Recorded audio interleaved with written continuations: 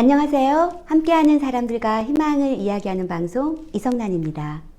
여러분은 1년에 책을 몇 권 정도 읽으세요?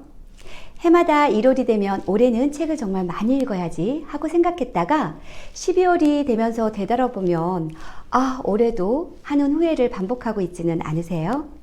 그래서 오늘은 책 이야기를 한번 해보려고 합니다.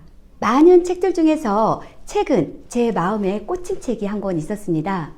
바로 윤선현 작가의 부자가 되는 정리의 힘입니다. 목차를 보시면 1부에서는 부자가 되려면 정리부터 하라 이고요. 2부는 차곡차곡 부자가 되는 정리법, 3부에서는 부자처럼 우아한 삶을 유지하려면 이렇게 나와 있습니다. 책 속의 주요 내용들 위주로 리뷰를 한번 해보도록 하겠습니다. 이 책에서는 이렇게 말을 하고 있습니다. 우리가 돈이 없는 것은 돈을 적게 벌었기 때문이 아니라 쉽게 생각나지도 않는 온갖 자잘한 것들에 돈을 썼기 때문이라고 합니다. 어떠세요? 여러분들도 공감하시나요? 많은 사람들이 재테크에는 관심이 많지만 돈에 대한 지혜를 배우지 못했기 때문이라고 할 수 있는데요. 돈을 지혜롭게 지출을 하면 우리가 가질 수 있는 기회는 더 많아지게 되고 그것을 실질 소득을 높이는 것과 마찬가지의 효과가 있습니다. 그러니까 진정한 부를 쌓으려면 물건을 적게, 돈은 많이 가지고 있어야 한다고 합니다. 물건을 적게, 이 부분에서는 저 또한 좀 찔리기는 하는데요. 돈이란 있으면 쓰게 되고 없으면 없는 대로 살 수 있다고 합니다. 즉, 돈 모으기가 쉽지 않은 사람들에게는 쓸데없는 지출을 줄이고 1만 원이라도 더 저축을 하려고 노력하는 것이 금리가 주는 이익보다 훨씬 더 많은 돈을 모을 수 있는 방법이라고 했습니다. 고정 지출을 줄여야 하고 소액의 저축이라도 모아야 목돈을 만들 수 있습니다. 흔히 가계부는 재테크의 시작이라는 말을 많이 하고 있는데요. 푼돈을 모아 부자가 된 사람들의 성공담에서는 절대로 빠지지 않는 것이 바로 가계부 쓰기입니다. 그런데 돈 모으기 고수들은 단순 숫자만 기록하지 않는다고 하네요. 숫자만 나열하는 것은 가계부를 쓰는 의미가 없기 때문이고 가계부를 잘 쓰는 사람들은 반드시 평가하는 과정을 수행한다고 합니다. 지출 내역을 훑어보고 그 중에 특이사항에 대해서만 평가하면 된다고 합니다.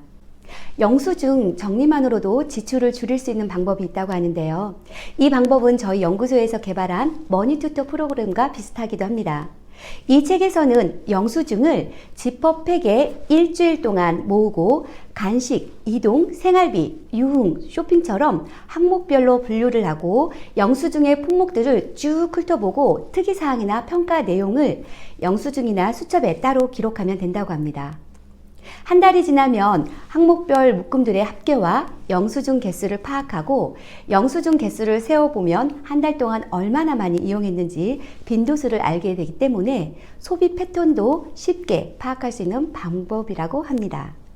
이것이 바로 가계부와 달리 영수증 정리만으로 가질 수 있는 장점이라고 할 수 있습니다. 매달 정리할 영수증이 줄어드는 것이야말로 진정한 영수증 정리의 효과요. 영수증 정리의 최종 목적이라고 합니다.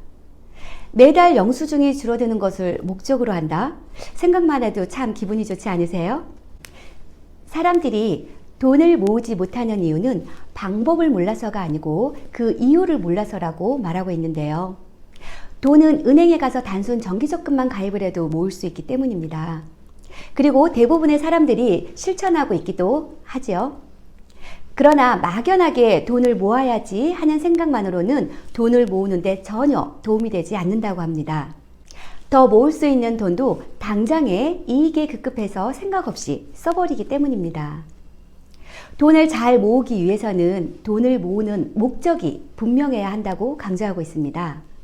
그래야 시시때때로 충동 구매의 유혹이 닥쳐오더라도 나는 더 중요한 목표가 있어 라며 금세 뿌리칠 수 있기 때문이라고 하죠. 통장을 정리하는 진짜 의미는 돈의 목적을 분명히 하기 위해서라고 합니다. 그리고 이렇게 말하고 있는데요. 바로 집안 곳곳에 돈이 숨겨져 있다고 합니다. 정리가 안 되면 돈이 새어나가고 있다는 것이죠.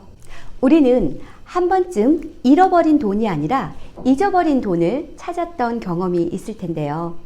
예를 들어서 겨울옷에 있던 호주머니 안에 있는 돈이나 아니면 책 사이에 끼어있던 지폐를 보게 되었을 때 어떤가요? 굉장히 기쁘지 않나요?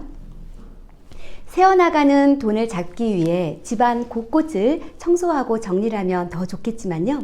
오늘은 우리 옷장부터 먼저 정리해 보는 건 어떨까요?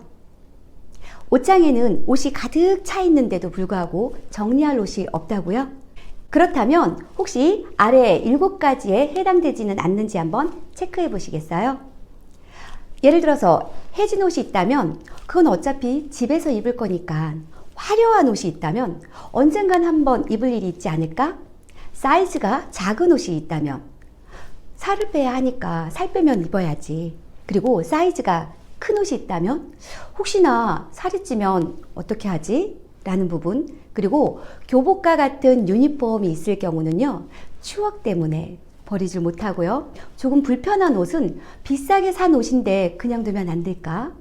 옛날에 유행했던 옷은 다시 유행은 돌고 도는 것이니까. 여러분은 몇 가지나 해당이 되세요? 과감하게 정리할 필요가 있다고 생각되지 않으세요? 우리 현금 찾으러 옷장을 한번 열어볼까요? 정리하는 모든 활동들이 현금을 되찾는 일과 같습니다. 책을 읽는 즐거움 중에 하나는 작가의 생각과 내 생각이 일치되었을 때 느껴지는 희열도 있지만, 가장 큰 기쁨은 책에서 알게 된 방법을 실제 생활에 적용하고 나의 새로운 습관으로 만들어져 가는 게 아닐까요? 여러분들도 공감하신다면 지금 당장 할 수 있는 것부터 하나씩 실천을 한번 해보세요. 오늘 내용 도움이 되셨나요? 도움이 되셨다면 구독과 좋아요 부탁드립니다. 저는 다음 시간에 다시 인사드리도록 하겠습니다. 고맙습니다.